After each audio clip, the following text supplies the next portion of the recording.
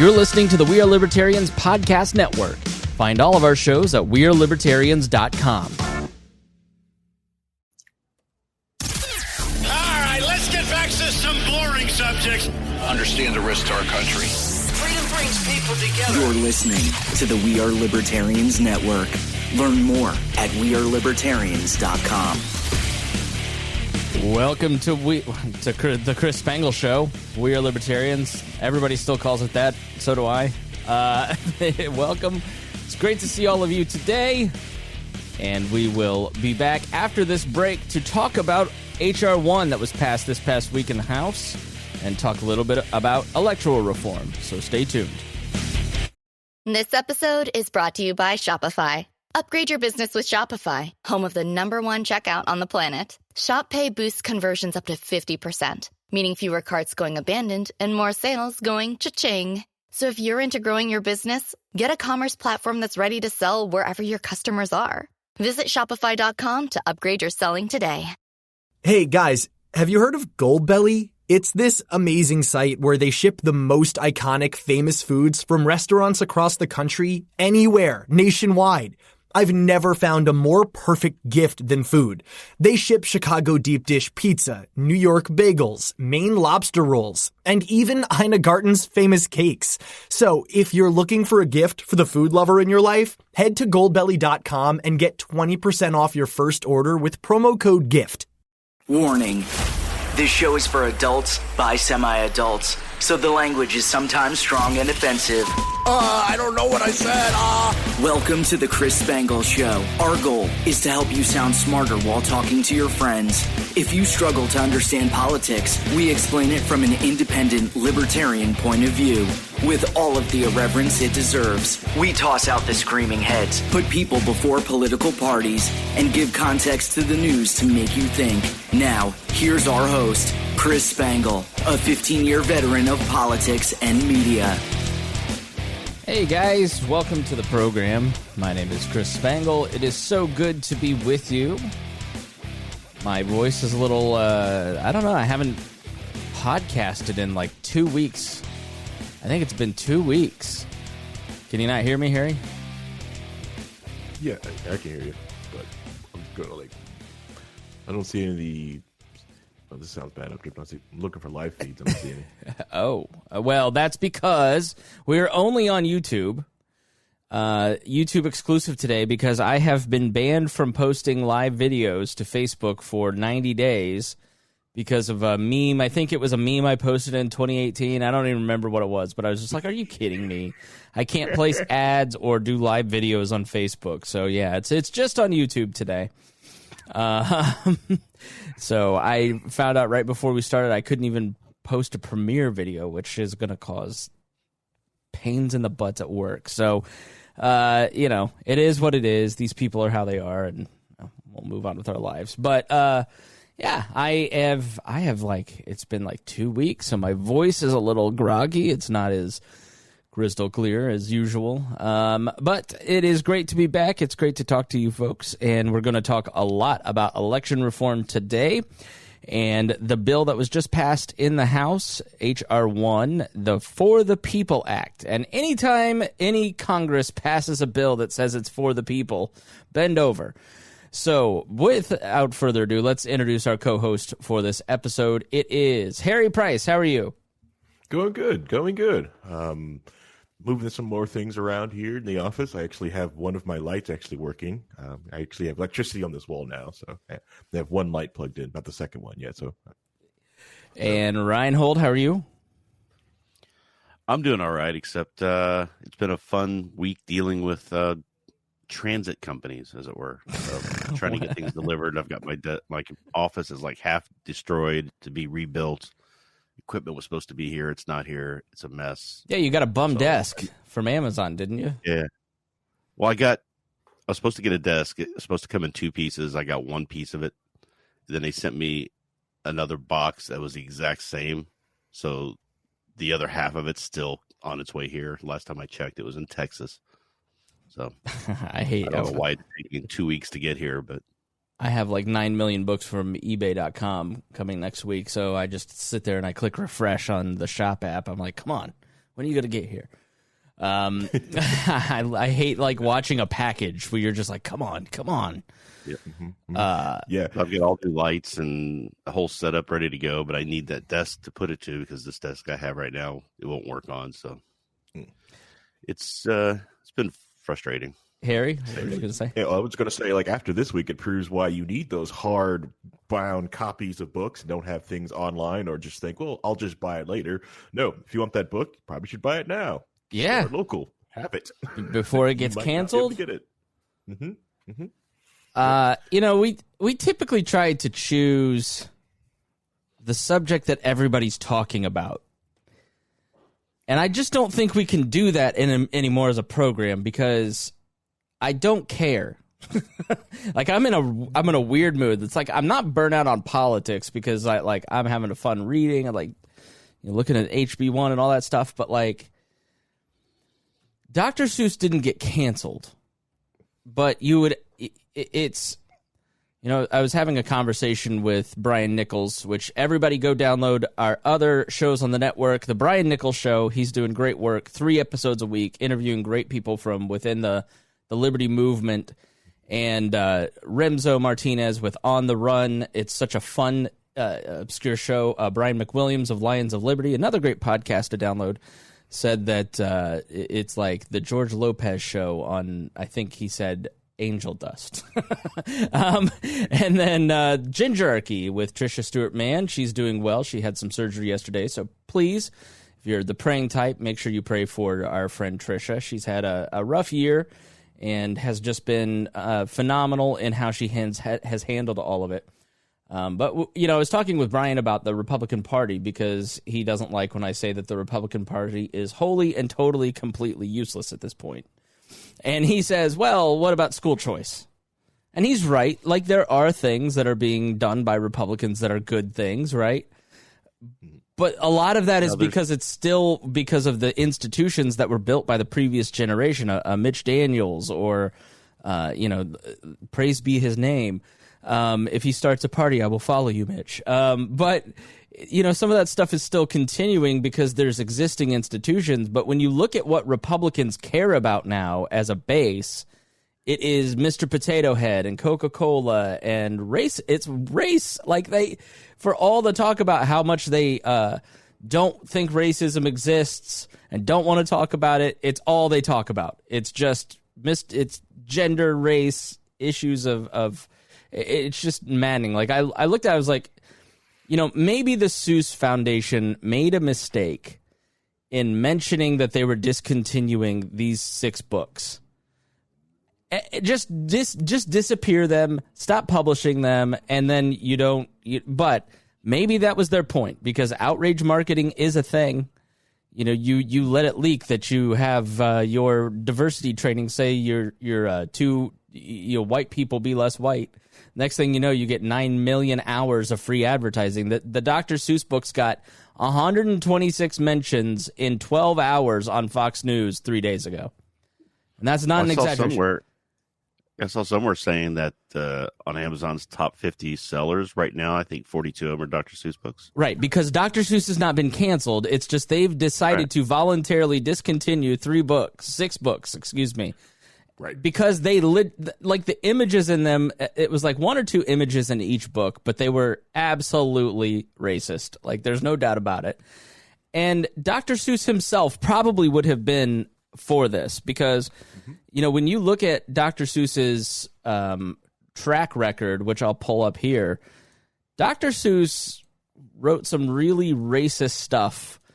He worked for the United States government as a propagandist during World War II, and he wrote 800 drew 800 cartoons for the American public as war propaganda to get them to basically be okay with doing whatever they wanted to the Japanese. So in 1953, Theodore Geisel goes to Japan. He cranked out 400 cartoons that praised FDR's policies of internment, chided isolationists like Charles Lindbergh, and supported civil rights for blacks and Jews. He also staunchly supported America's war effort. And so then he goes to Hiroshima in 1952 and sees the results of his work and completely atones for it. Listeners who listen to the Dignity Revolution podcast heard about this. And then, so as a response, he wrote Horton Hears a Who, talking about how every person has worth. Horton Hears a Who, this is from openculture.com. Horton Hears a Who, published in 1954, is about an elephant that has to protect a speck of dust populated by little tiny people. The book's hopeful, inclusive refrain, a person is a person no matter how small, is about as far away as you can get from his ignoble words about the Japanese a decade earlier. He even dedicated the book to my great friend Mitsugi Nakamura of Kyoto, Japan. So he showed the capacity for change, and that is the point of culture, is that it is fluid, it changes, things change, times change, images change. The Republican Party seems to not want to have that conversation whatsoever and thinks that the only conversation to be had is about Dr. Seuss being canceled. And frankly, if like your culture demands that you read your kid racist cartoons, then you don't really have a great culture. So, but like this is the topic of conversation on my Facebook. I don't know about you guys, but all over my social media is Dr. Seuss. Not anything else. And I just can't, like, I don't care anymore, right? Like, right. I'm sorry that I'm not offended that, like, you know, Dave Smith tweeted out something, although I think he meant it in the reverse, that maybe I meant it, but he was totally right. Is like, it's gotten to the point where you're offended. If you're not offended by the things I'm offended by, I'm offended at you for it. And he's totally right. It's just like, I don't care about Dr. Seuss. I think you're ridiculous for talking about it. This is not a hill to die on, and not for nothing, but Republicans, you have a demography issue. It's killing your party. It's why you have lost credibility. It's why you're going to continue to be a minority party, which is why we're having the conversation about electoral reform we are.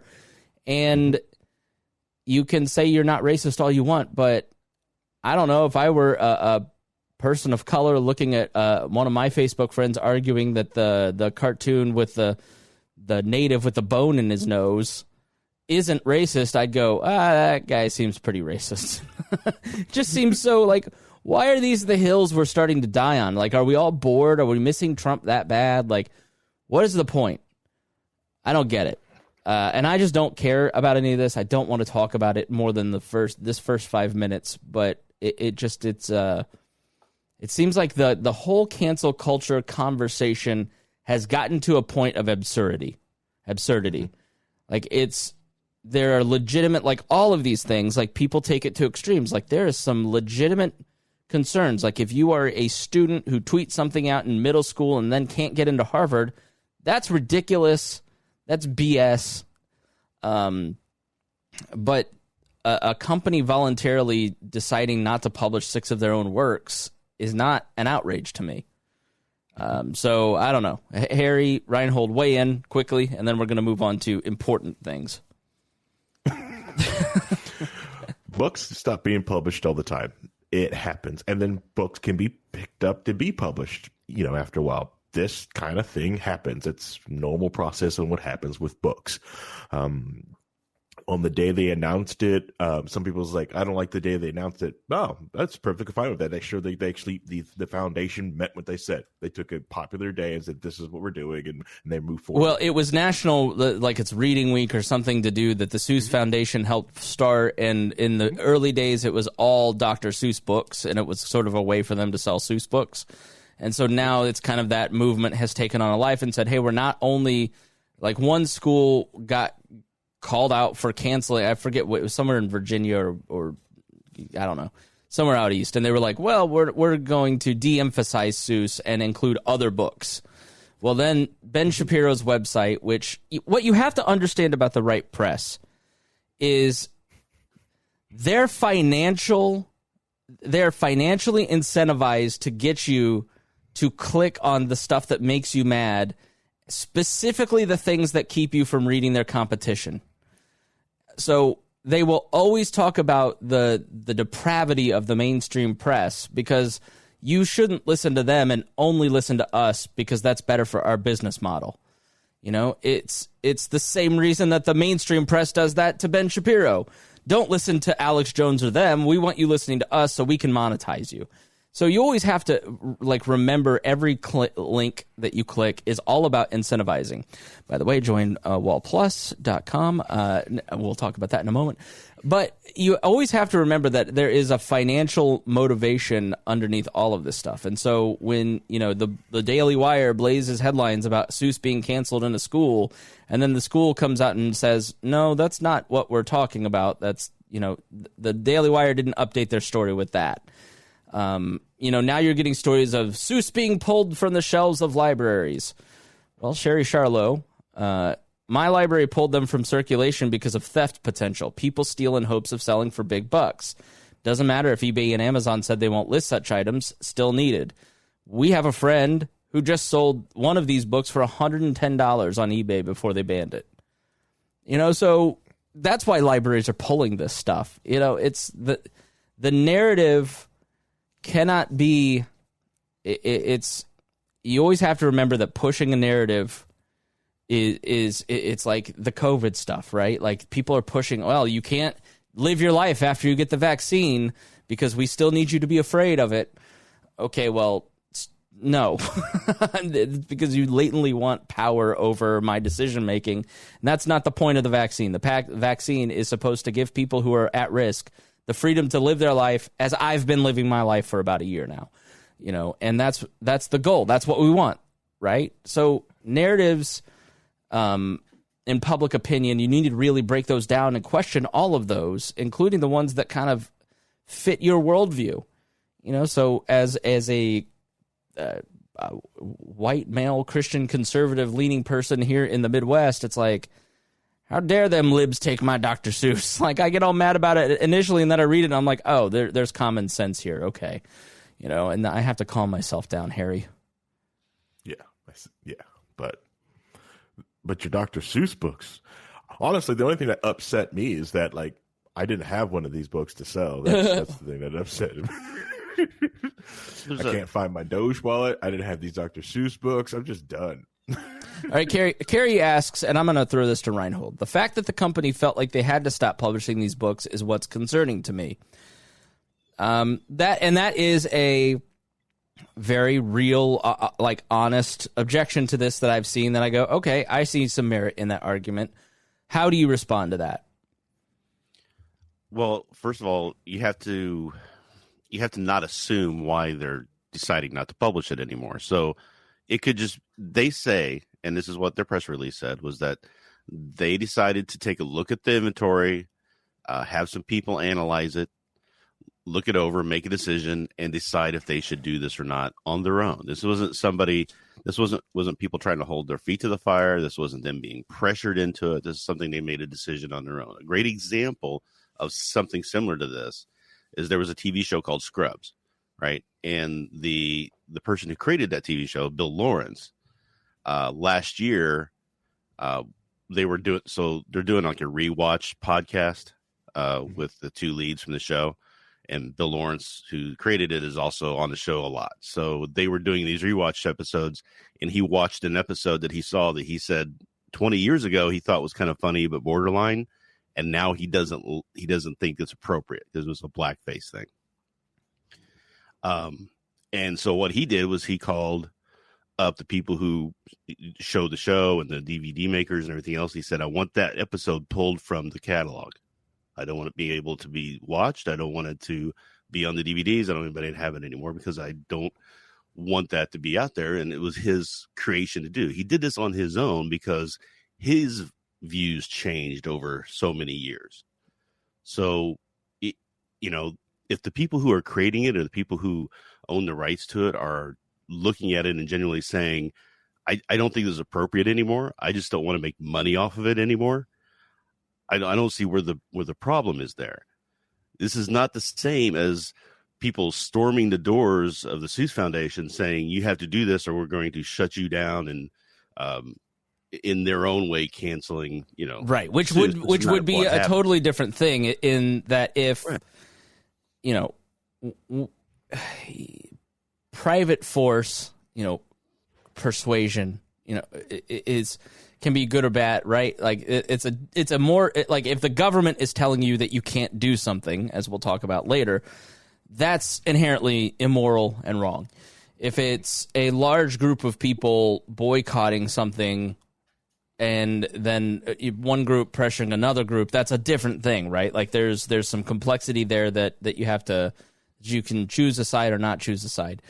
I think for me, looking at this as a content creator who has almost 20 years in the business of creating content, talking into a microphone, I can tell you that there are points, as we kind of touched on with the episode with Dion, like in talking, how we talked about and to Harry, for instance, is like there's a reason I put that stuff behind the paywall, because I've grown as a person and now understand, now that I take concerns of other people more clearly, but because I'm the type of person who thinks I'm right, and then someone says you're wrong, and then I go, you don't know what you're talking about, and I go, but no, you're wrong, and then I start listening.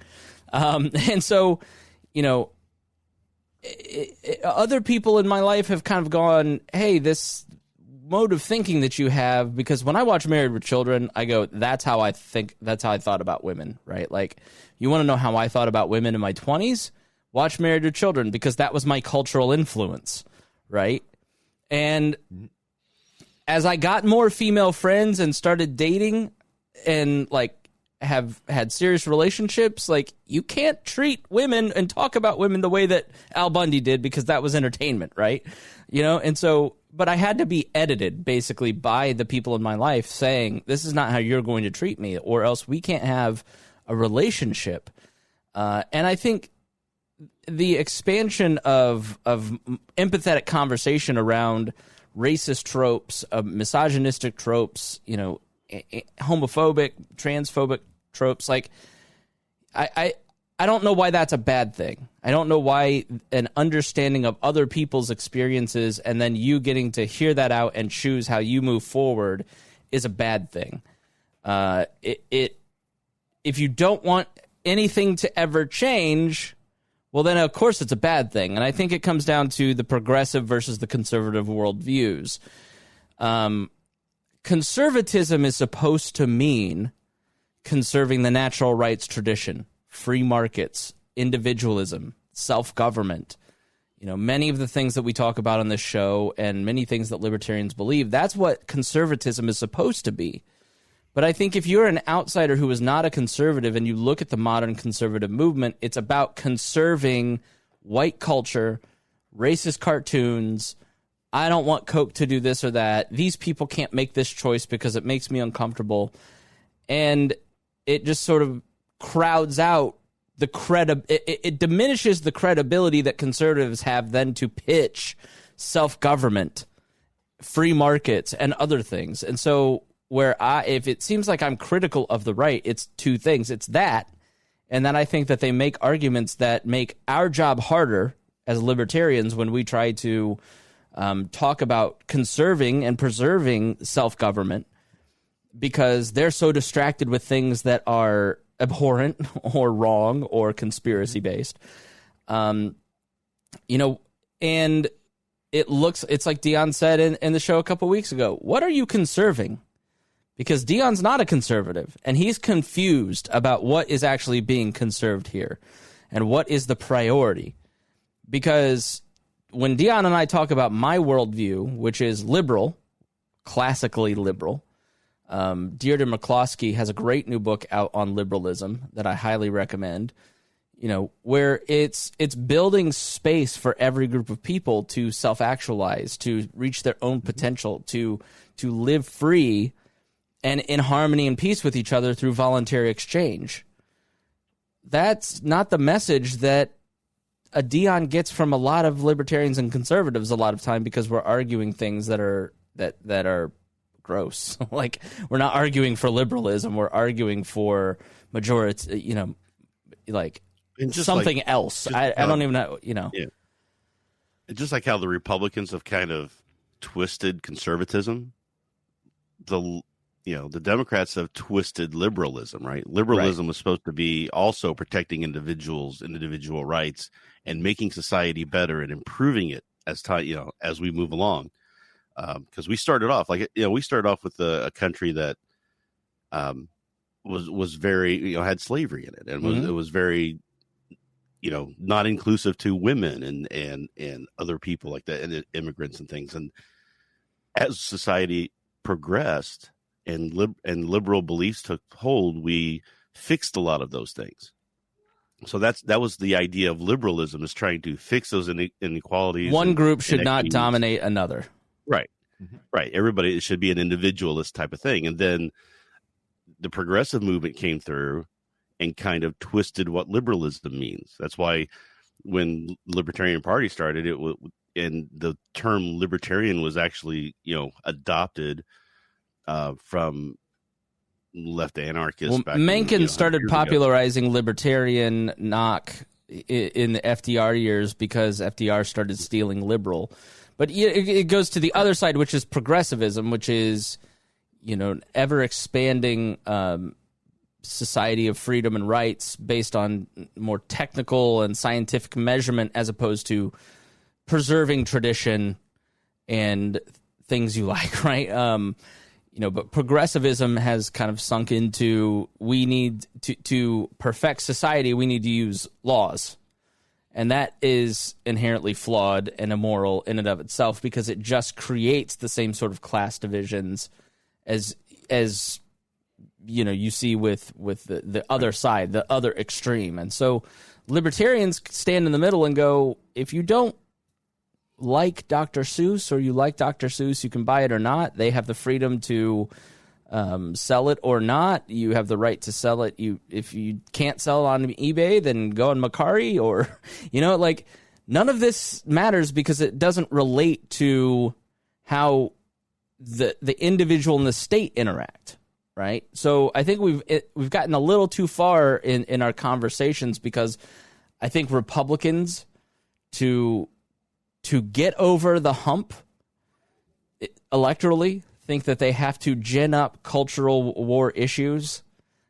This started in 92 with Buchanan. They really need to drive the culture war to drive votes, because issues like gun control or other issues, it just doesn't have the same juice that it used to. Not even 5 years ago, not 10 years ago.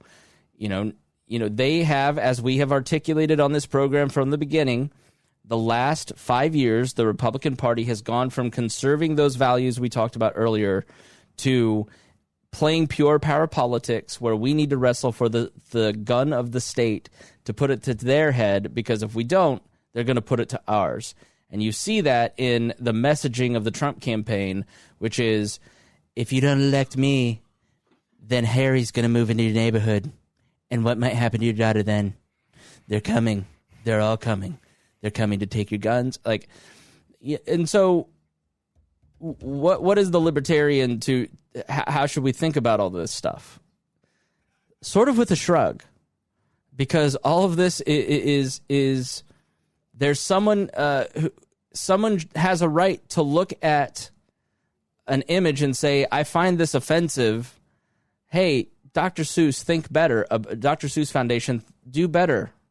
And then the Seuss Foundation can then make a decision of, how do we approach this? How would Seuss approach this? Then they look back to him canceling himself within 10 years, writing racist things in 1943 and then completely turning around and saying, I need to be a better person 10 years later in 1953. And then you have a right to be outraged by them not selling it anymore, I guess. But to me, I just don't get why you would be.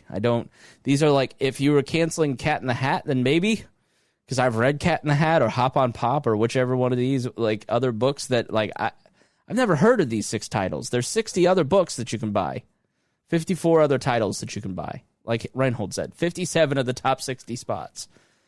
So just, yeah, I think there's some illustrations of what's going on, but I just think, when we focus on the cultural war stuff, yes, maybe you can drive that to electoral success. Maybe the Libertarian Party can carve out a share of the Republicans' hide and gain some voter share by focusing on the culture war and driving it, but you risk alienating. It's like the Republicans need to chase after the Obama-Trump voter, who is the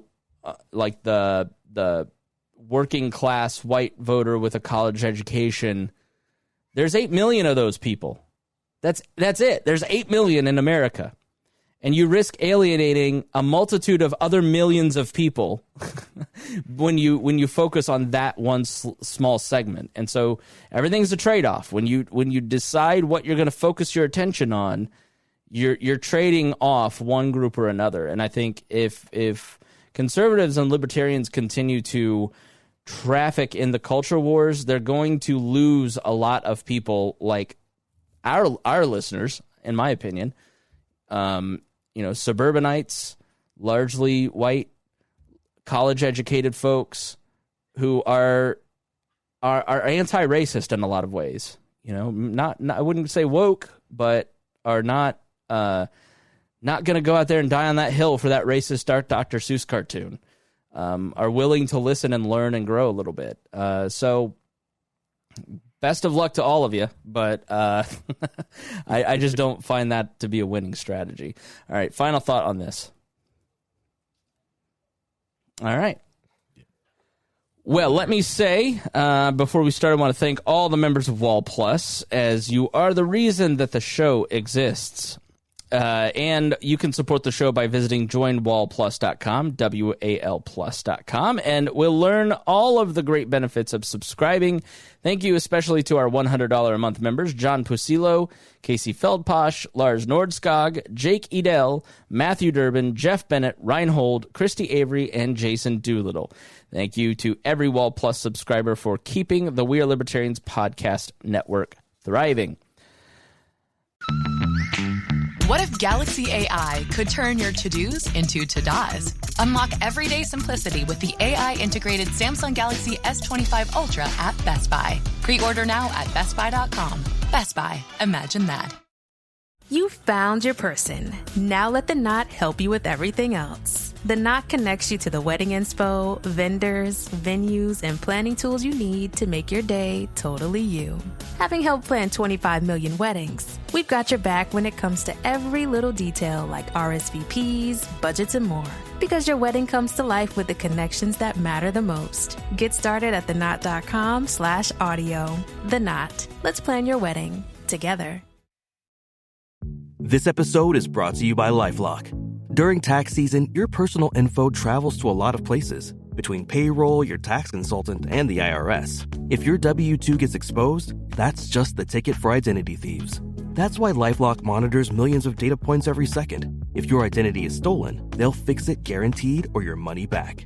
Don't let identity thieves take you for a ride. Save up to 40% your first year. Visit LifeLock.com/podcast. Terms apply. All right, thank you so much for joining us here on the Chris Spangle Show, and today we're going to talk about HR-1, and this is called For the People Act. Now, Harry, whenever you hear a bill, a piece of legislation, wide-encompassing legislation is for the people, what do you think? Well, I naturally think the government's here to help us. I don't think there's no doublespeak or backronyms in anything, so everything should be okay. Okay, so there are some good parts to this, and there are some not so good parts to this. And so what I want to do first is tell you what is in the bill, and then we can break it down. We're going to break it down in our classic formula. Here's what's in the bill. Here's what everybody's saying about it, and here's what we think about it, and we'll pause along the way. So this was originally introduced by John Sarbanes, a Democrat, on January 3rd, 2019. And the House passed the bill back in March 8th by a party line vote.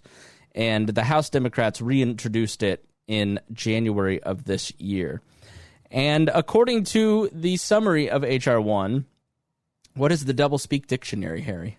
It's a doublespeak dictionary, your guide to userism differs from other linguistic conveniences of the state. All right. Well, you want to articulate that a little more? It's just a big dictionary on like doublespeak words that you'll find in bills like this. It's a good dictionary. So when they say certain words, it helps you understand things like foreign affairs, a zero-sum game in which our aggressors elicit equal responses from aggressive foreign interests. Perfect. Well, as we talk through this, flip through there and let us know what is in the book that we hit on here. So the bill addresses voter access, election integrity, security, and campaign finance and ethics for the three branches of government. So specifically, the bill is going to address, it expands voter registration, automatic and same-day voter registration, and voting access, example, vote by mail and early voting, and it also limits removing voters from the voter rolls. It would create a new national automatic voter registration that asks voters to opt out rather than opt in. So essentially, the federal government would automatically register everyone to vote somehow. Requires chief state election officials to automatically register eligible unregistered citizens. Let me read that again. Eligible unregistered citizens. Requires each state to put online options for voter registration, correction, cancellation, or designating party affiliation. Requires at least 15 consecutive days of early voting for federal elections. Early voting sites would be open for at least 10 hours per day. The bill also prohibits from restricting a person's ability to vote by mail and requires states to prepay postage on return envelopes for mail-in voting. Prohibits voter roll purging and bans the use of non-forwardable mail being used as a way to remove voters from rolls. Restores voting rights to people convicted of felonies who have completed their sentences. The bill requires states to establish independent redistricting commissions to carry out congressional redistricting. Additionally, the bill sets forth provisions related to election security, including sharing intelligence information with state election officials, supporting states in securing their election systems, and developing a national strategy to protect U.S. democratic institutions. Establishing the legislative branch, the National Commission to Protect the United States Democratic Institutions, and other provisions to provide cybersecurity of election systems. They don't say what a U.S. democratic institution is. I presume that means a state, local, or federal body, but does the New York Times count as a U.S. democratic institution? I'm sure they define that in the bill, but it is 800 pages that you can read over in our show notes. All of this will be up there, so if you want to check back on the show notes later. Thank you to Sam Schultz, by the way, for putting the great show notes together, our head researcher here at the show. Further, the bill addresses campaign finance, including expanding the prohibition on campaign spending by foreign nationals, requiring additional disclosure of campaign-related fundraising and spending, requiring additional disclaimers regarding certain political advertising, and establishing an alternate campaign funding system for certain offices. It establishes public financing of campaigns powered by small donations. So this is a big change, sort of. So there is something called public financing. Back in the early 60s, Congress put together the public financing system. I don't remember the tempest in the teapot that put this together, but they were concerned about money in the presidential races and put together the campaign finance system. And it basically, you check a box when you filed your taxes for $1 at the time. Now it's $3. That says, I want to donate to the public financing system. And then if a presidential candidate raised a certain amount of small donations, they would be able to access in the primary the public financing system. This is how Jimmy Carter and Ronald Reagan became president. Because Jimmy Carter and Ronald Reagan in their primaries accessed those public funds and were able to turn their campaigns into a force. In 76, for Reagan specifically, he ended up losing to Gerald Ford, but it set the template for 1980. And so these guys aren't going out and pursuing corporate donations. They're raising money. They're getting their money from the taxpayers that have voluntarily chosen to participate in this system. This works until Barack Obama in 2008. And I heard one Democrat campaign consultants say this is the worst thing that Barack Obama ever did as president, was in 2008, he opted out of this financing because he could make way more money. I mean, I think the 2016, when I was looking at it, was like $600 million for the candidate each. And both of them opted out of it in 2008. I think McCain stayed in it, and then Romney opted out of it, and that was the end of the financing system when Barack Obama decided to leave it. And so now it's off to the races with dark money, which is contributions from corporations and PACs that is completely non-transparent. And so now they want to introduce something that kind of does the same thing for Congress. Senate adds it on for senators and for the president as well. And so this public financing system would be a voluntary 6-to-1 match for candidates for president and Congress, which means for every dollar a candidate raises from small donations, the federal government would match it 6 times over. And so the maximum small donation that could be matched would be capped at $200. So, for instance, a House candidate could garner a $1,200 match in public funds for a total contribution of $1,400. The money would come from a 4.75% fee on criminal and civil fines, fees, penalties, or settlements with banks and corporations that commit corporate malfeasance. The CBO estimated this week that the new revenue stream would add about $3.2 billion over 10 years. So it's called the Freedom from Influence Fund. Is that in your doublespeak diary there? Probably. Okay. So the proceeds from these additional corporate settlement assessments would be deposited into the Freedom from Influence Fund created under the legislation. This would bankroll new smaller dollar match programs for congressional candidates, an enhanced 6-to-1 campaign finance match program for presidential candidates, and a new pilot program that would incentivize voters to make campaign contributions. This is specifically where the Republicans are kind of weighing in, saying this is meant to benefit Congress people. The bill would support a constitutional amendment to end Citizens United. It would also pass the Disclose Act, which would require super PACs and dark money political organizations to make their donors public. It would pass the Honest Ads Act, which would require Facebook and Twitter to disclose the source of money for political ads on their platforms and share how much money was spent. Discloses any political spending by government contractors and target shell companies. Restructures the Federal Election Commission to have 5 commissioners instead of 6 right now, and there can be no more than 2 on this of either party. The bill addresses ethics in all 3 branches of government, and they're requiring a new code of conduct for Supreme Court justices. Guess why that exists. Stops members of Congress from using taxpayer money to settle sexual harassment and discrimination cases. Gives the Office of Government Ethics the power to do more oversight and enforcement and implementing stricter lobbying requirements. So it also would require a president and vice president and certain candidates to disclose 10 years of tax returns. So, always in these bills, they have the promote integrity, which is always the funniest part of any bill, is in the Obamacare Act, there was the integrity section. There's always integrity in all the congressional bills, which makes me laugh. So let's just kind of go through this summary sheet and kind of break down some of what we think about some of this stuff. So for improving access, it expands access to the ballot box by taking aim at institutional barriers to voting. This is from Sarbanes' fact sheet, including cumbersome voter registrations, disenfranchisement, and limiting voting hours.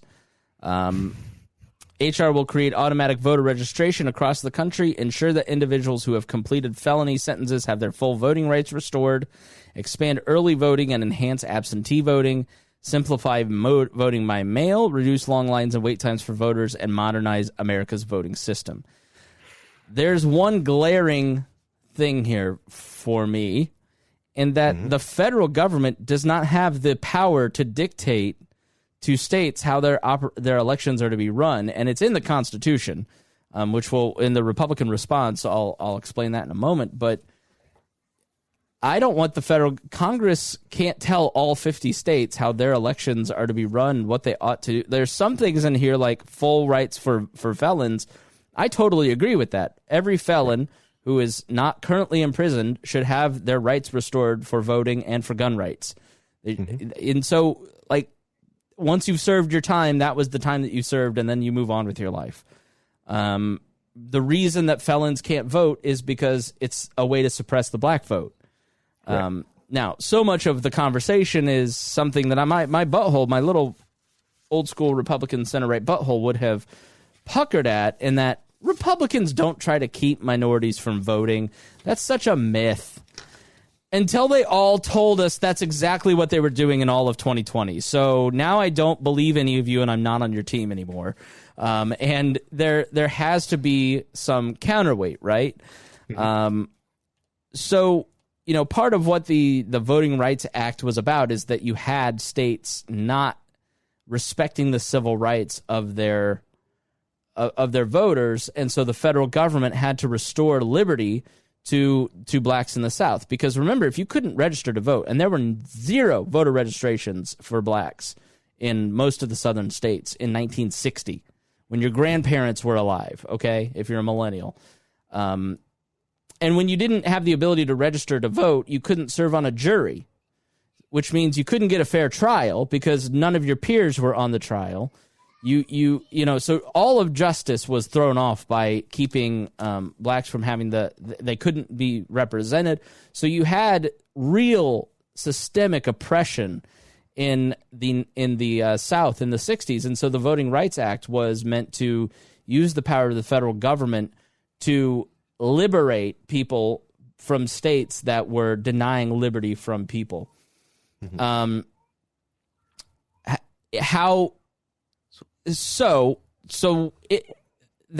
a delicate thing, right? Rhinehold, I think you're the one trying to hop on here. But I don't think that the federal government should tell us in Indiana that we ought to have automatic voter registration. And nor do I think that they have the constitutional power to ensure, you know, early alliance. Like, there's 38 states already that have early voting. So it'll catch on eventually. The marketplace of states will eventually have all 50 states. Why should the federal government be involved in telling these states how to operate their elections? So they shouldn't. So the way it's set up is that the states decide who has the vote and who doesn't, and how they're going to elect their representatives. That's pretty solid. You shouldn't be able to touch that. The problem comes into when those states do implement something in such a way that violates the rights of certain groups of certain people, right? So that's why the Civil Rights Act come in. So it's kind of like the old argument about same-sex marriage was that, you know, government shouldn't be telling people who can get married, but if they are doing it, they have to do it in a certain way. And the federal government has that oversight on how the states are implementing their laws to make sure that they're not violating the civil rights of the citizens of their state while those are being implemented. So if you know, let's say Kentucky decides to put a law out that says, you know, we won't let anybody with brown eyes vote. Well, that's going to be a violation, right? So you can't do that sort of thing. And that's where the federal government can get in, only on that caveat that it's protecting the rights of the citizens based off how they're implementing those laws, but they can't tell the states how to implement those decisions. Right. So for instance, one part in here is so one practice that states will use, specifically Georgia, by the way, which is why it's so hilarious that you know, when Brian Kemp was Secretary of State, they would purge voter rolls, and they would send out non-forwardable notices. So they'd send something to an address, and if it would bounce back to them, they'd say this person wasn't registered to vote anymore. And they'd send them in black communities. And it wouldn't be, you know, you can mark your mail when you send a piece of mail forward service requested, so you can send that mail. If you're doing direct mail, You want to mark that because then it'll go to the next person. And so tens of thousands of people in Georgia were removed from the voter rolls, specifically in minority communities, and showed up to vote because they didn't check, and they were removed because they had moved. That's pretty sneaky and shitty, and they're, here in Indiana, they purge voter rolls. They clean up the database. So if this person has died, for instance, they'll take them out of the voter rolls. But for the 6 million entries, the 6.5 million Hoosiers, there's 12 million entries in a voter database. When I was pulling the voter database from the Secretary of State 10 years ago, you had 12 million entries. What's the problem with having 24 million, 30 million in the age of databases that can, that they say we need to clean the database because it's unwieldy, but like it's 2021 at this point, it's not 2004. Why, tell me if I'm wrong on that, nerd boys.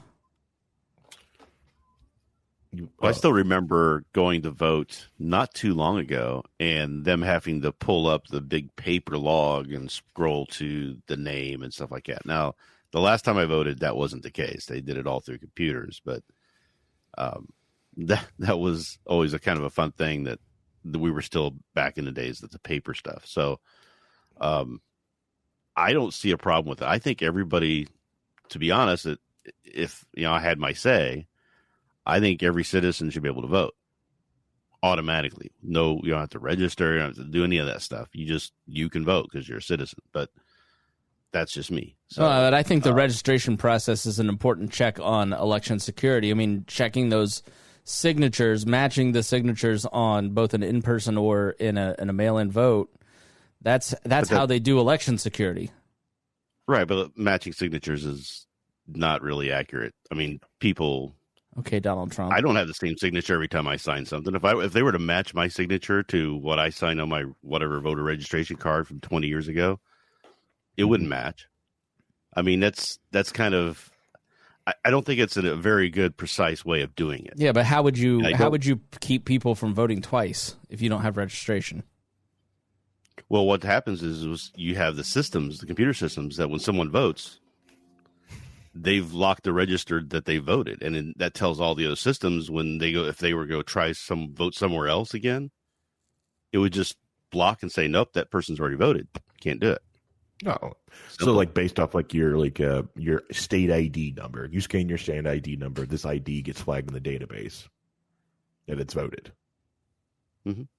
Yeah, which would work, but you'll also need to clean that database up quick because making that many edits at once in the same day would drive whatever crazy server. I feel like nuts. Here's the part of where here's a part of conservatism that appeals to me. Sometimes the old ways, based on generations of practice, have perfected a system, and you don't need to go changing it just because you big government progressives need to, like registrations and signatures and this stuff is working well. Why change it for your newfangled systems? You're making the assumption that it works well. Yeah. I am making the assumption because it does. There's some issues that should be addressed. That's the problem, right? So, I mean, look what happened last year. Everybody went crazy about all the, who's a vote, what's a vote, that sort of thing. And it's, I think you, in the same way that you don't want to put somebody in jail if you're not 100% sure that they should be in jail, should we be blocking people from voting unless we're 100% sure they shouldn't be voting? Right. At what point do you make that decision? Harry, you were going to weigh in? Well, it's that choice there too, because you want to be able to make sure people can vote in this little clubhouse that they've created. The other thing with it is that you're also holds the assumption these are the best minds of making databases, has the best system, and all these places are interconnected and they have great internet connection to send everything back in these data in real time, and they've got a great server that will cache all this and and keep all that updated. They don't. I think the way they register into county actually helps speeds up the information and does help help better check, because you have to register for that county, so they know this ID is going to vote into that county.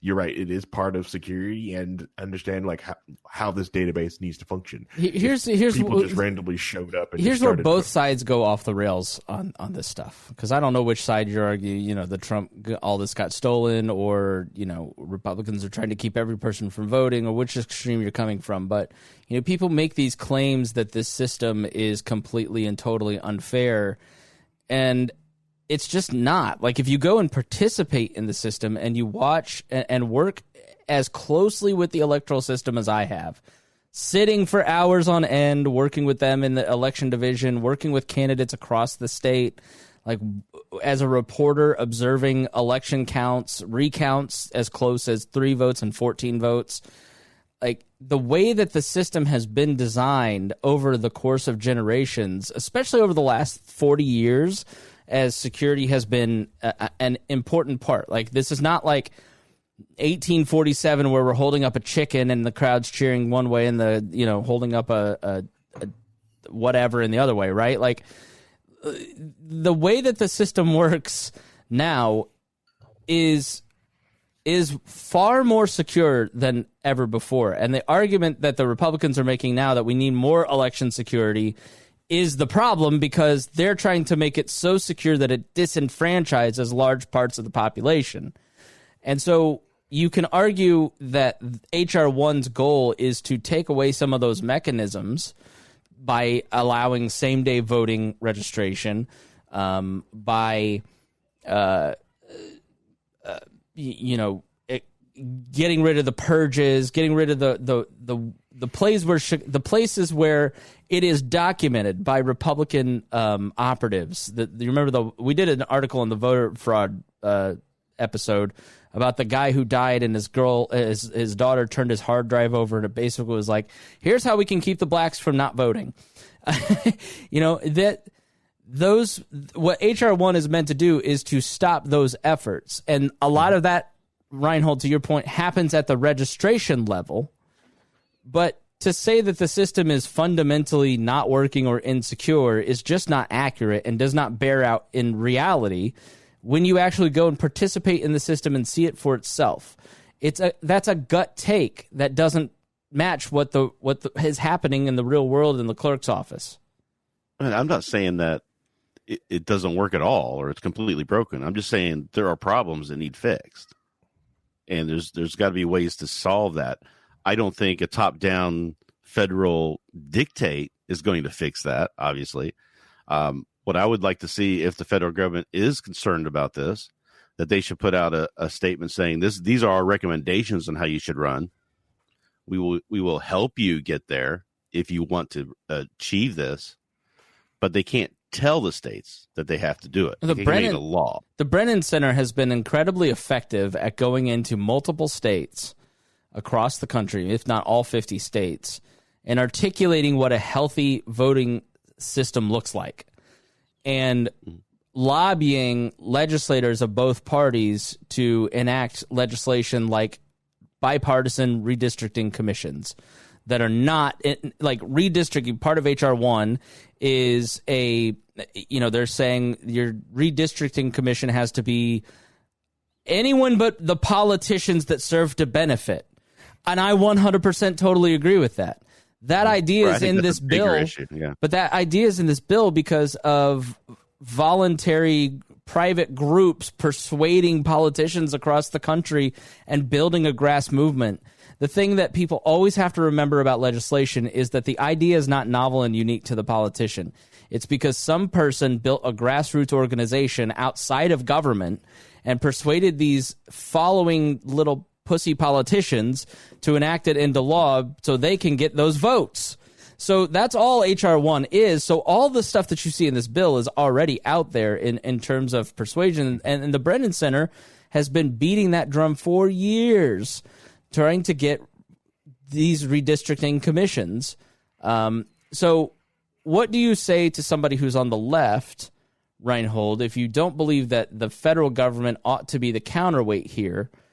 What do you say to the progressive in Wyoming who had, or let's say Arizona, Pennsylvania, and Georgia, who now are trying to rig their elections in favor of the minorities, Republicans, rig the favor in favor of minorities, aka the Republicans, in those states, because that's their only way to compete. So they're trying to steal elections. So it's HR-1 is justice. It is restoring majoritarianism to this process because the Republicans are trying to rig it in their favor. Shouldn't the federal government, let me clarify, shouldn't the federal government play a role in producing justice in these areas?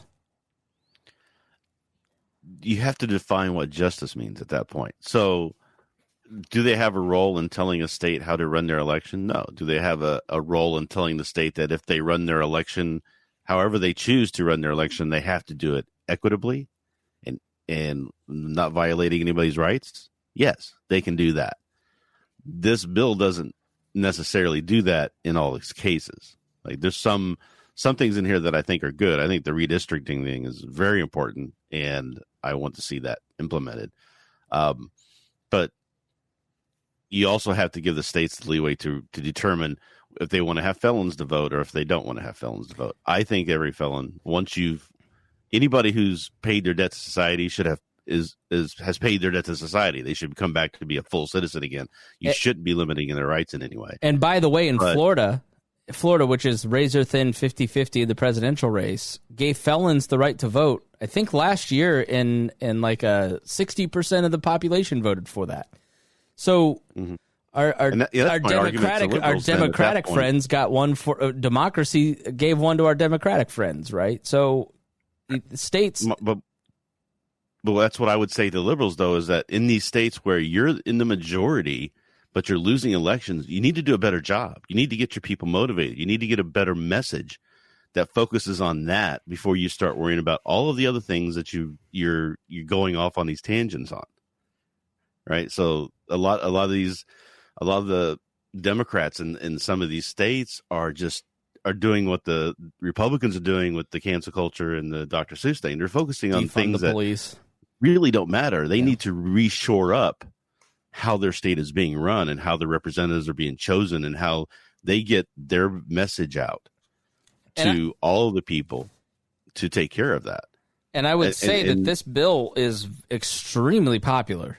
It's like 60-70% approval rating in the public at large, with really high approval ratings in Democrats. Like there's a lot about this that is popular. Break it down by state, though.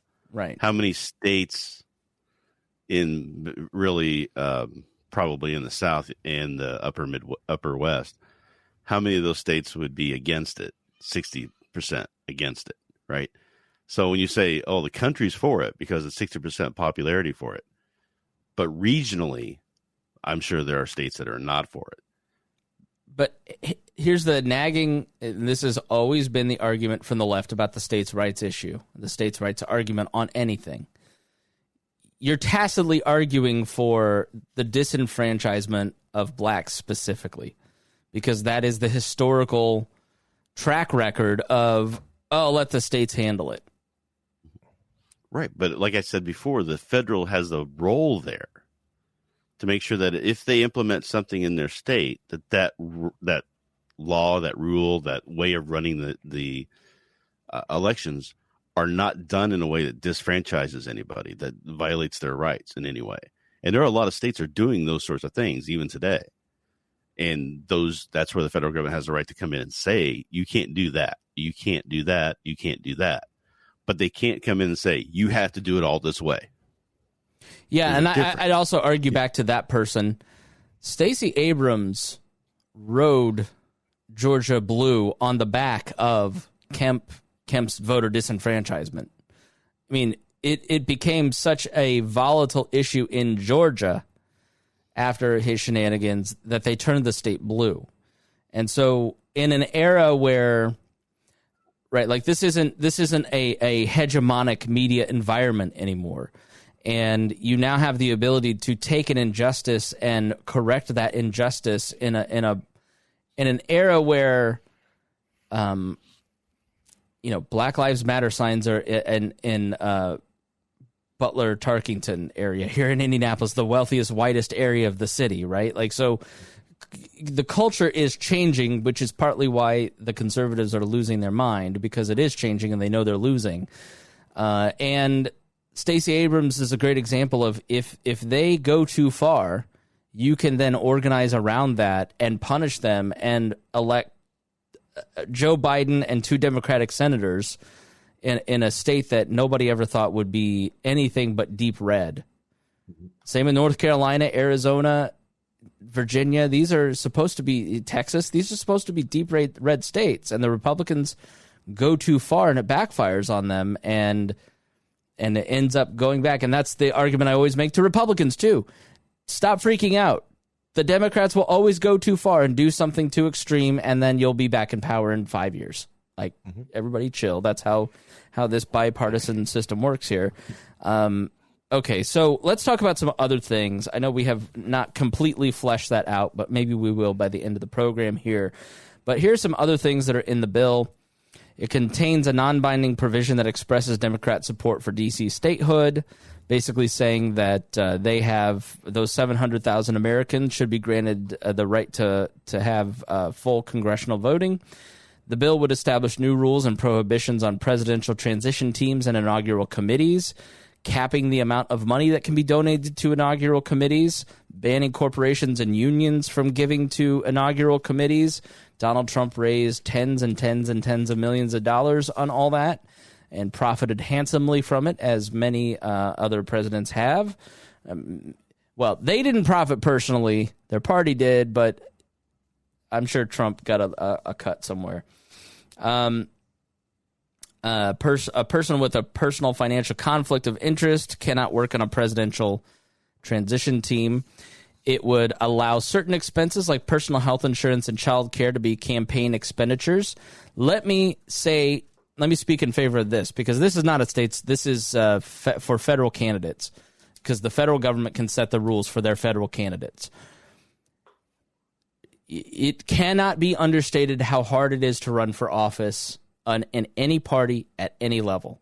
You have no idea how hard it is and how much of a sacrifice it truly is until you've done it or you've been a part of it. I've run 100 campaigns over the course of my career, and every one of those candidates had stress in their family and their marriage. And a big reason that exists is that if, let's say, Harry were going to run for office, Harry's at a town hall, a candidate meeting, a dinner, 7 nights a week, gone all day, works in the morning, then goes out and campaigns, knocks on doors. Well, Harry's got a child. Who's watching that child? The spouse. Who's really pissed off that they're trapped in their house all the time with their child and they're not getting any help from their spouse? Harry's wife. And so, if you had the ability to pay for health insurance, because oftentimes candidates that run for office have to quit their jobs or they lose their jobs because of inattention, because they're so busy running. They lose their insurance.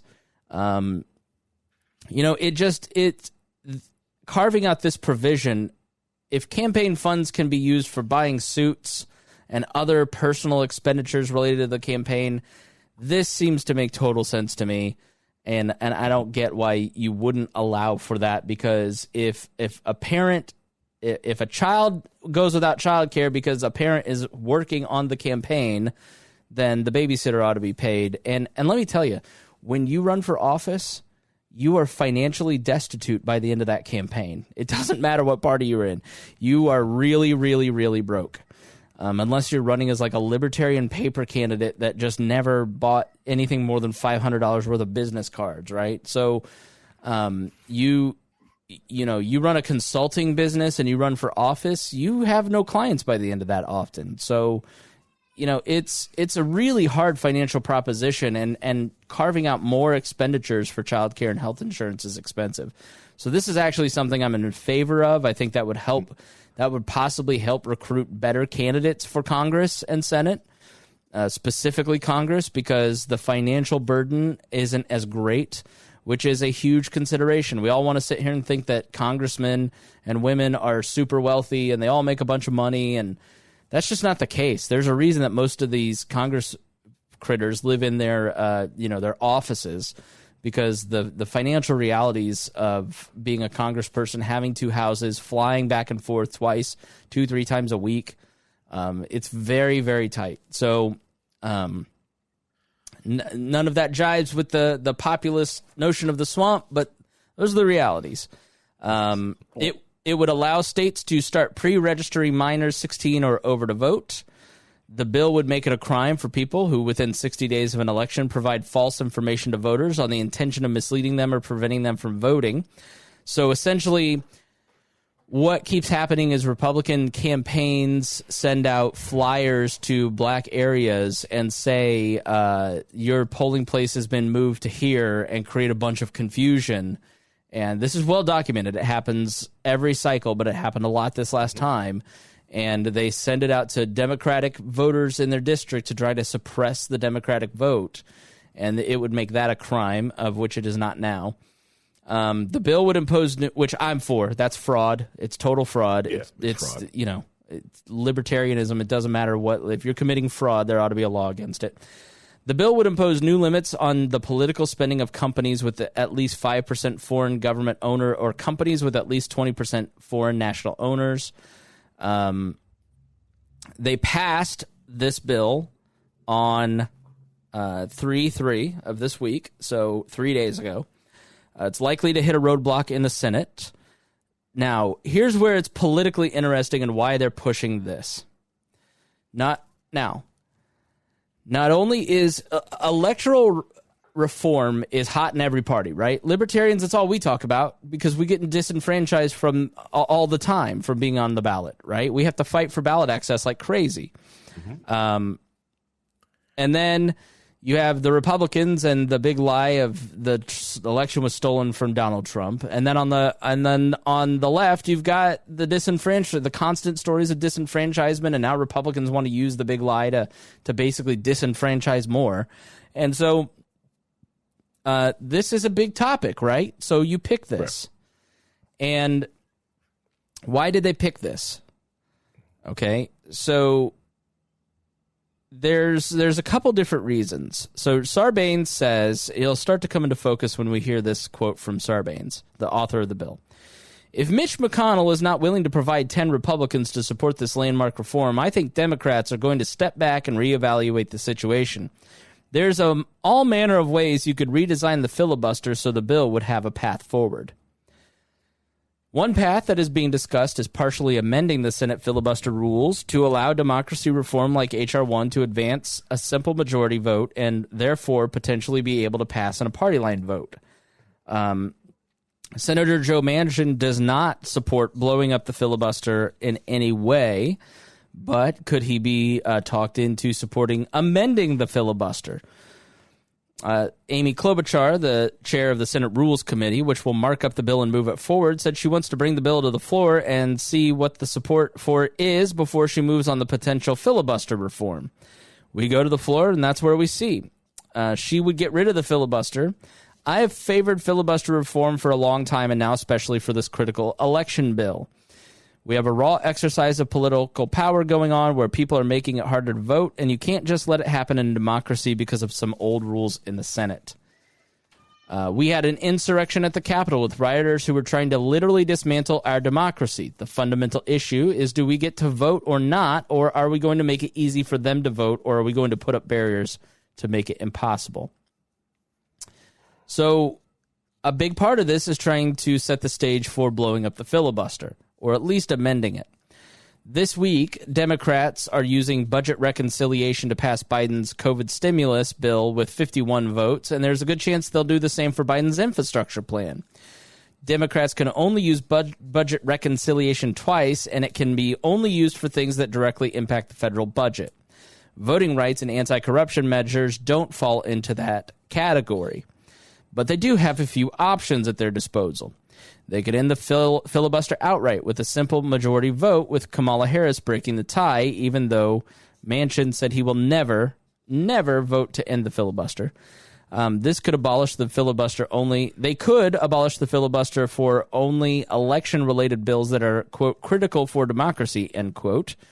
They could also force Republicans to speak continuously on the Senate floor to sustain a filibuster, which I'm all for. I loved the drama when Rand Paul did it. Don't get rid of the filibuster. Change it so that you have to speak like Rand Paul did. Or, I mean, that if you're going to filibuster, you got to speak continuously from the floor. Another option. Yeah. You can't just say I'm doing the filibuster, then go to Cancun. No one likes that. It's like this. Listen, this asshole from Wisconsin, Ron Johnson, who made them read the entire bill on the floor, which, listen, I'm all for 100%. Every bill on the Senate and the House needs to be read in full on the floor. Every bill, right? I'm all for it. They start the reading of it. Every senator gets up, walks out, and turns around and walks out, including Ron Johnson. So now you've just punished the clerks that have to read this thing for 13 hours, and it just delayed it for no reason whatsoever. Like, that's the ridiculousness of Republican politicians right now just being obtusely obstructionist for no reason. Like, there's no higher purpose than just, I'm going to be an asshole to them because I can. Like, don't punish the clerks. Don't punish the dude that's making $40,000 a year to sit there and read some dumb bill. Every senator needs to sit in there and listen to what they're about to pass. Plain and simple, period. Sergeant of Arms should have made them stay in there, too. That's right. If that's not, then bring the protesters back. Bring the insurrectionists, line with their guns and their bombs, make them all sit and listen. That's if we have no recourse with the Sergeant of Arms, I will call on the 3%ers. Yeah, figured this weekend. And full disclosure, I did not know they all left the room. Yeah. I did not know that. Because they're all punk-ass bitches. They are punk-ass bitches. Every single one of them, even Rand Paul. Yeah, fuck these people. Oh, I hate politicians so much. Another option is to lower the threshold for passing filibuster bills from 60 to 55 votes. So this is basically a way to set up an action on the filibuster to start changing things. I go back and forth on the filibuster thing. Like, I like the compromise of you've got to talk continuously. You can't just filibuster and walk out the room. It's clearly a problem on both sides that stalls. You know, it's like I don't know that Rand Paul has ever actually passed legislation. I don't know if he's ever gotten a law signed, but if he were to author a bill that got support and they had 54 in the Senate, and we got through abolishing the ATF, and all these alphabet agencies, and then it gets hit with the filibuster. Well, that's bullshit. It's just not bullshit when it's, I don't want this COVID relief stimulus package, the filibuster. So it's I don't know. All right, so support for the bill, like I said, is very high. 67% of American voters supported the bill, 77% of Democrats, 68% of independents, and 56% of Republicans. It's supported by the Leadership Conference on Civil and Human Rights, which includes the AFL-CIO, Common Cause, NAACP, Sierra Club, Center for Constitutional Rights. It's supported by the League of Women Voters, the Brennan Center for Justice, and the League of Conservation Voters. Jen Psaki says the president remains committed to, she's the White House press secretary, the president remains committed to protecting the fundamental right to vote and making it easy for all eligible Americans to vote. That is why we need to pass reforms like HR-1 and restore the Voting Rights Act. John Sarbanes says, much of what HR-1 is trying to do is to restore the majority rule in America. We've seen an effort of narrow participation in the political arena through voter suppression, partisan gerrymandering, and the use of dark money. You put that together, and that creates minority rule in America, which produces a lot of anger and frustration. That makes it easier for extreme elements to access the political space without accountability. Now, Adam Jettleson, who was a one-time staffer for Senator Harry Reid, wrote, in the 87 years between the end of Reconstruction and 1964, the only bills that were stopped by the filibuster were civil rights bills. Abolishing the filibuster to pass H.R. 1 would be poetic justice. You would be ending the filibuster on an issue of civil rights. Backers of the bill say the 6-to-1 small donor match program is the antidote to getting big money and corporate interest out of elections and to allow candidates to focus on garnering support from their neighbors rather than catering to high-dollar donor fundraisers and special interests. Yeah, so if you watch The Swamp on, which I highly recommend if you have HBO Max, watch The Swamp. It's got Thomas Massey and Matt Gaetz. Matt Gaetz comes off as a likable human being and not a weird, awful lizard person in it. And Thomas Massey comes off like a lonely nerd. It's very good. But basically, your whole job as a congressman is to raise money, to walk across the street and to call big donors, corporations, get them to give you money. And that's your whole job. You know, Massey doesn't like doing it. And so when he opposed the president one time, he got a primary opponent and then he had to start doing it and won his primary, but it was close. So, yeah, I mean, here's the thing about campaign finance reform. What we're doing is not working. The way that it is set up now is horrible and terrible, and you always have to remember that the people we're talking about have monopolized violence against us, and it's very important that we pick the right people that have control over you. And the person who can fundraise the best doesn't seem to be the best way to pick these people, and doesn't seem to be an incentive for the best people, if there are such a thing. We here believe in Hayek's knowledge problem is that there is no person or set of people that can accurately predict or legislate the price system, and the free market is the best way to do that. But there's also the issue of free speech. If you are limiting campaign contributions, you're limiting speech in effect. And so that's the trade-off here. That's the tension, right? So go ahead, Harry.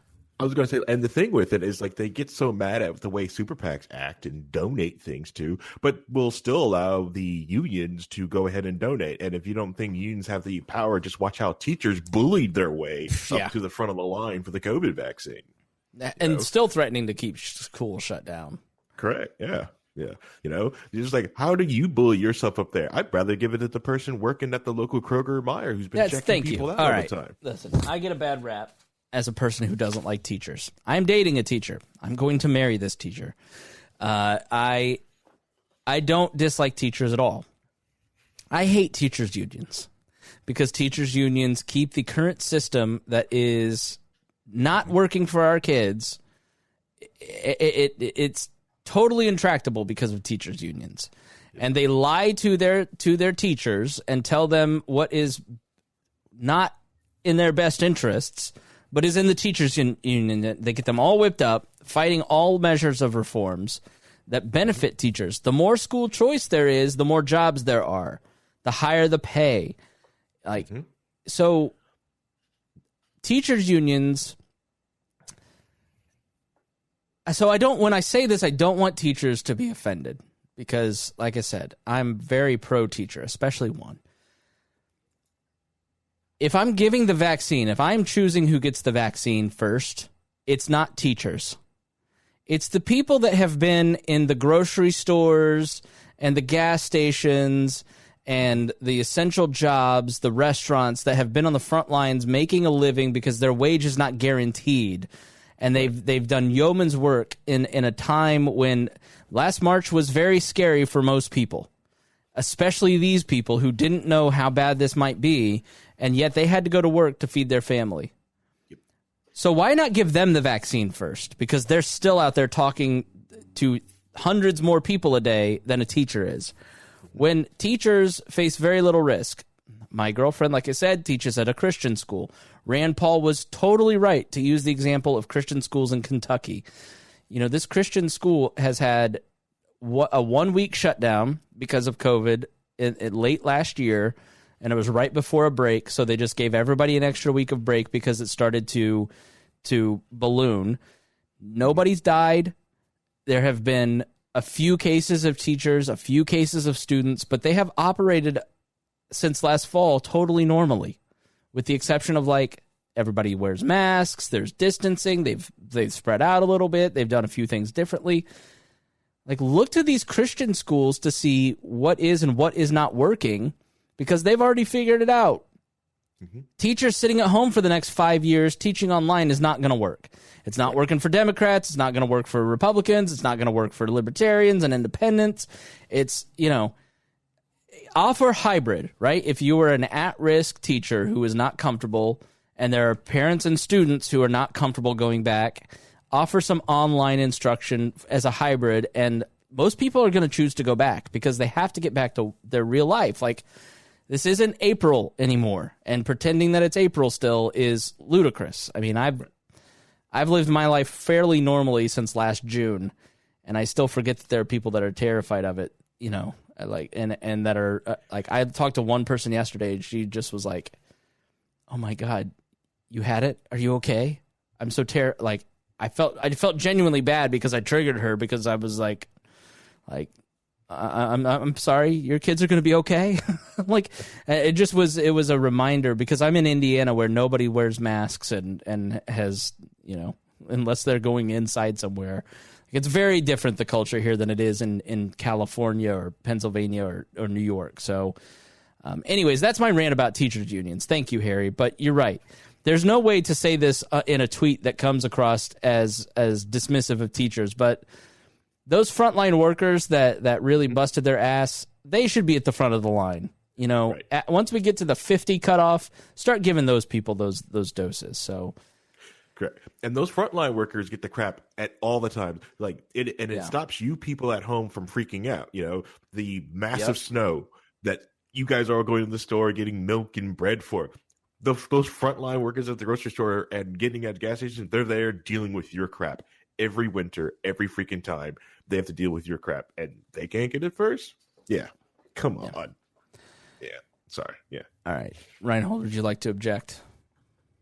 No, I was going to agree and say, think about the delivery workers too. I mean, everybody isolated and wanted everything delivered, and now all these guys are working extra hard and interacting with, a lot more people than they were before the COVID thing. So they're even at higher risk at that point. So they have to, like when I get a package from the UPS guy or the FedEx guy, it's almost like, okay, you put the box down over there and back away, then I'll come out and get it. I mean, they have to deal with that sort of thing too.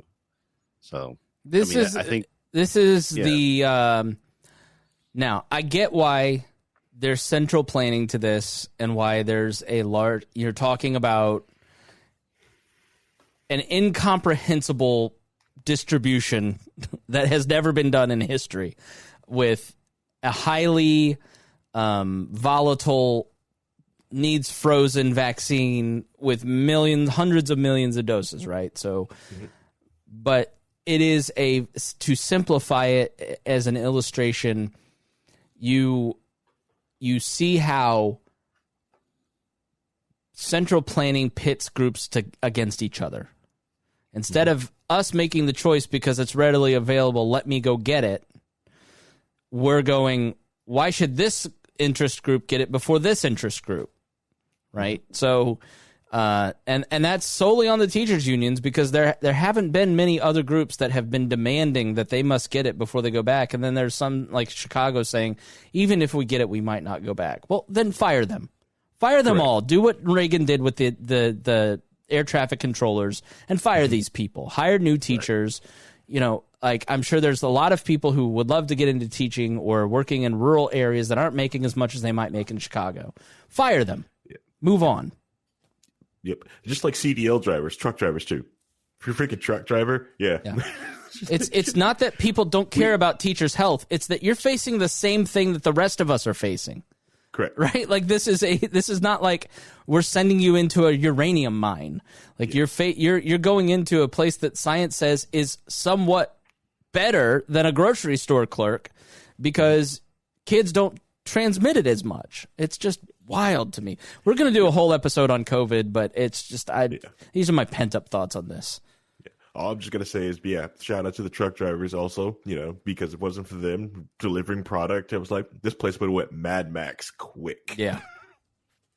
it got really tense. I mean, there at the end of March, I mean, people ramped up. Like I went and I was like, all right, things are going to get slammed. Toilet paper's running out. I better go to Meijer. I'll never forget that Friday night in Meijer. And just men shouting at men and fist fights at the Walmart south of me. Like, it just was really crazy. People were riled up. Man, yeah, I would have felt bad. You got beat up for toilet paper, and I'm sitting at home with like a pallet. All right. So, again, Mitch McConnell's against it. Trump's against it. All right. Sun shines. The Wall Street Journal editorial board opposes the bill, contending that it was designed to auto-enroll likely Democratic voters, enhance Democratic turnout with no concern for ballot integrity. And that's just not true. And this is an old trope from the right that if you expand voting rights, more Democrats are going to vote, and Republicans will have a harder time winning. So therefore, we need to suppress the vote and keep people from voting. What kind of argument is that? Like, we don't want them voting, and it's just, ugh. So, and there's a study that leaps out in my mind that I could not find. That if you look at election returns, like the amount of turnout and percentage and available voter, it's like nothing really ever changes. Mm-hmm. It's like you can add 30, it's like a poll, right? So like you can take a poll and you can get an accurate reading at 300 people. Your best bet is 1,000 people. But if you do a poll at like 1,500 people versus 20,000 people, you're going to get the same results. And voter turnout is kind of that same thing. Like expanding voting rights is not going to cause that. Change your ideas and be better and less racist. And then maybe more people will like you, Republicans. Don't cheat to stay racist. Idiots.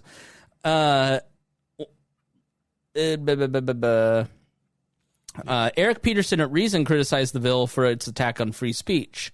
The legislation tackles a host of questions involving campaign finance, political speech, and online speech, and its effect would all but silence citizens' abilities to speak about and criticize politicians and their policies. In fact, the 40 pages of the bill borrowed from the Honest Ads Act would censor more online political speech than anything those working in big tech have dreamed up. Among those host of new requirements contained in the legislation is government-compelled speech on paid political content or content created by employees. Essentially, the traditional online ads or even memes would require lengthy text disclosing what organization created the ad. These disclosures would have to include the sponsor's name and give means for the viewer to find the sponsor's street address, telephone number, and website URL, and say that the ad is not authorized by any candidate or candidate's committee. The legislation would require a public file, which is a database of all ads costing over $500 that are run by a particular digital ad provider. Now, Facebook and Twitter can handle that compliance, but everybody else can't. So when Maryland passed a state version, newspapers filed a lawsuit explaining that these requirements were not only impossible to comply with, but were unconstitutional as well. The courts agreed. Washington State's own version was so onerous that Google just stopped advertising in all of political ads in the state together. Beyond the technical obligations and constitutional issues, the requirement that citizens hand over a large amount of personal information in order to speak their politics could have a chilling effect on free speech. Requiring this information impedes the ability of an individual or group to speak anonymously. So 100% co-sign all that. You know, the Federalist Papers were all anonymous. Should they have included a disclaimer that it was Andrew Hamilton? Go ahead. Well, I'm just saying, like, yeah, because it's just been shown in the past. People have gone after people and corporations who donated to different causes just because they didn't like them. So this is, it keeps people quiet. And here's kind of the frustrating part I have with this bill is that why keep introducing parts of it that are blatantly unconstitutional? Because you're going to end up with problems if you do pass this thing, that now it's going to go to the Supreme Court, it's going to get thrown out. Is the whole bill going to get out? Do they have severability clauses? It's just a whole thing in order to try to make they're trying to score a political point. Like there's a thing in there where you're talking about, well, we're going to introduce a constitutional amendment to get rid of Citizens United. That's never going to pass. I mean, why are we still talking about that? It's never going to become a constitutional amendment.